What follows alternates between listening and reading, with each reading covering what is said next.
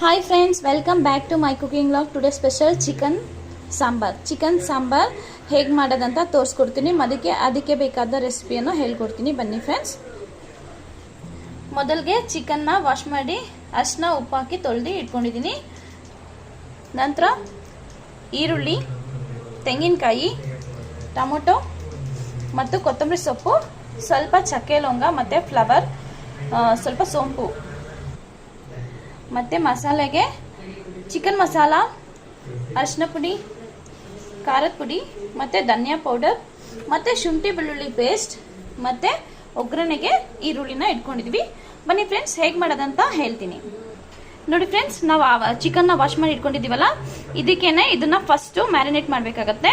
So ಅದಕ್ಕೆ ನಾನು ಎಲ್ಲ ಸ್ಪೈಸಸ್ನು ಇದರೊಳಗೆ ಆ್ಯಡ್ ಮಾಡ್ತಾ ಇದ್ದೀನಿ. ಮತ್ತು ಶುಂಠಿ ಬೆಳ್ಳುಳ್ಳಿ ಪೇಸ್ಟ್ನು ಆ್ಯಡ್ ಮಾಡ್ತಾ ಇದ್ದೀನಿ. ನಂತರ ಇದಕ್ಕೇನೆ 1 ಸ್ಪೂನು ಉಪ್ಪನ್ನ ಹಾಕ್ಕೊತಾ ಇದ್ದೀನಿ. ಇದಕ್ಕೆ ಸ್ವಲ್ಪ ಮೊಸರನ್ನ ಆ್ಯಡ್ ಮಾಡ್ಕೊತಾ ಇದ್ದೀನಿ. ನೋಡಿ ಫ್ರೆಂಡ್ಸ್, ಇದನ್ನು ಇವಾಗ ಚೆನ್ನಾಗಿ ಕಲಸಿ ಒಂದು 10 ನಿಮಿಷ 15 ನಿಮಿಷ ಹೀಗೆ ಮಸಾಲೆಯಲ್ಲೇ ಮ್ಯಾರಿನೇಟ್ ಮಾಡಿ ಇಡೋಣ. ನೋಡಿ ಫ್ರೆಂಡ್ಸ್, ಇವಾಗ ಒಂದು ಬಾಣಲೆ ಇಟ್ಕೊಂಡಿದ್ದೀವಿ. ಅದಕ್ಕೇ ನಾವು ಅವಾಗಲೇ ತೊಗೊಂಡಿದ್ವಲ್ಲ ಎಲ್ಲ ಮಸಾಲೆನೂ ಹಾಕ್ಕೊತಾ ಇದ್ದೀನಿ.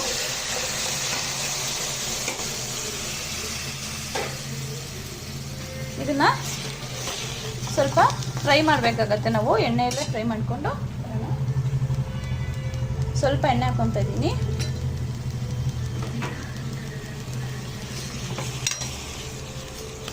ಈ ಥರ ಹುರಿದು ಮಾಡಿದರೆ ಚಿಕನ್ ಸಾಂಬಾರು ತುಂಬ ಸೂಪರಾಗಿ ಬರುತ್ತೆ ಫ್ರೆಂಡ್ಸ್.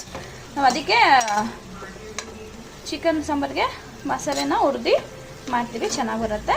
ಇದು ಫ್ರೈ ಆಗಲಿ ಫ್ರೆಂಡ್ಸ್. ನೋಡಿ ಫ್ರೆಂಡ್ಸ್, ಇದು ಚೆನ್ನಾಗಿ ಇವಾಗ ಆಯಿಲಲ್ಲಿ ಫ್ರೈ ಆಗಿದೆ. ನಾವು ಇದನ್ನು ಕೂಲ್ ಮಾಡಿ ಆಮೇಲೆ ಮಿಕ್ಸಿಯಲ್ಲಿ ರುಬ್ಬಬೇಕಾಗತ್ತೆ. ಇದನ್ನು ತಣ್ಣಗೆ ಮಾಡಿ ಆಮೇಲೆ ಮಿಕ್ಸಿಯಲ್ಲಿ ರುಬ್ಬೋಣ. ಬನ್ನಿ ಫ್ರೆಂಡ್ಸ್. ನೋಡಿ ಫ್ರೆಂಡ್ಸ್, ಇವಾಗ ನಾವು ಕುಕ್ಕರ್ಗೆ ಆಯಿಲ್ ಹಾಕ್ಕೊತಾ ಇದ್ದೀವಿ.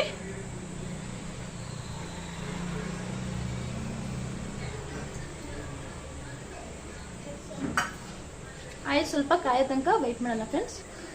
ನೋಡಿ ಫ್ರೆಂಡ್ಸ್, ಎಣ್ಣೆ ಕಾದಿದೆ. ನಾವು ಇದಕ್ಕಿಂತ ಈರುಳ್ಳಿ ಹಾಕ್ಕೊತಾ ಇದ್ದೀವಿ.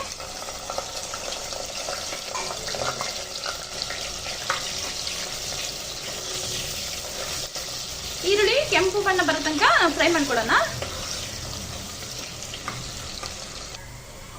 ನೋಡಿ ಫ್ರೆಂಡ್ಸ್, ಈರುಳ್ಳಿ ಚೆನ್ನಾಗಿ ಫ್ರೈ ಆಗಿದೆ. ನಾವಿವಾಗ ಇದಕ್ಕೇನೆ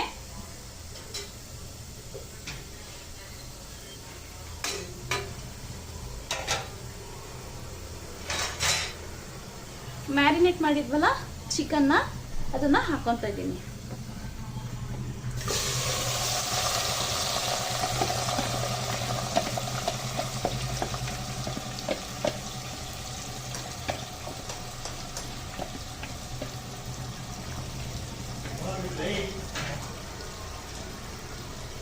ಇದನ್ನ ಚೆನ್ನಾಗಿ ಇವಾಗ ಆಯಿಲಲ್ಲಿ ಫ್ರೈ ಮಾಡಬೇಕಾಗುತ್ತೆ ಫ್ರೆಂಡ್ಸ್. ಒಂದು 5 ನಿಮಿಷ 10 ನಿಮಿಷ ಆಯಿಲಲ್ಲೇ ಫ್ರೈ ಮಾಡೋಣ. ಈ ಥರ ಮಾಡಿ ನೋಡಿ ಫ್ರೆಂಡ್ಸ್, ಸೂಪರಾಗಿ ಬರುತ್ತೆ ಚಿಕನ್ ಸಾಂಬಾರು. ಇದು ಒಂದು 10 ನಿಮಿಷ ಫ್ರೈ ಆಗಲಿ ಫ್ರೆಂಡ್ಸ್. ನೋಡಿ ಫ್ರೆಂಡ್ಸ್, ಚಿಕನ್ ಇವಾಗ ಎಣ್ಣೆಯಲ್ಲಿ ಚೆನ್ನಾಗಿ ಫ್ರೈ ಆಗಿದೆ. ನಾವಿವಾಗ ಇದಕ್ಕೇನೆ ಮಸಾಲೆ ಹಾಕ್ಕೊತಾ ಇದ್ದೀವಿ. ಆವಾಗಲೇ ರುಬ್ಬಿಟ್ಕೊಂಡಿದ್ವಲ್ಲ ಆ ಮಸಾಲೆನ ಹಾಕ್ಕೊತಾ ಇದ್ದೀನಿ.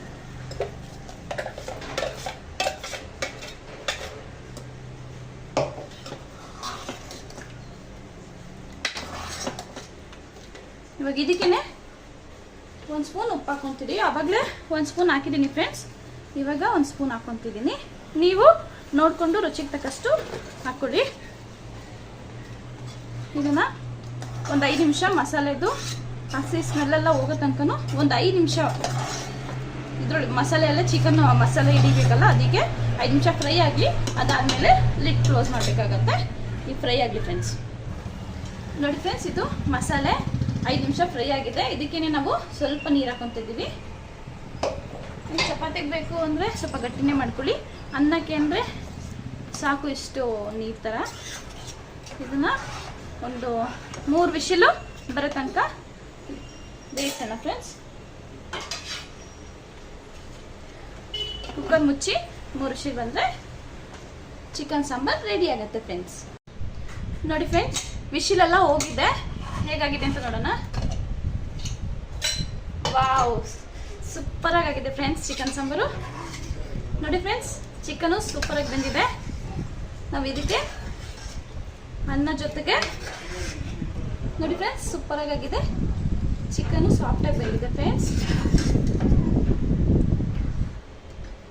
ನೋಡಿ ಫ್ರೆಂಡ್ಸ್, ಬಿಸಿ ಬಿಸಿ ಅನ್ನ ಜೊತೆಗೆ ಸೂಪರ್ ಆಗಿರೋ ಚಿಕನ್ ಸಾಂಬಾರ್ ಊಟ ಮಾಡೋಕ್ಕೆ ರೆಡಿಯಾಗಿದೆ. ನಾವಿವಾಗ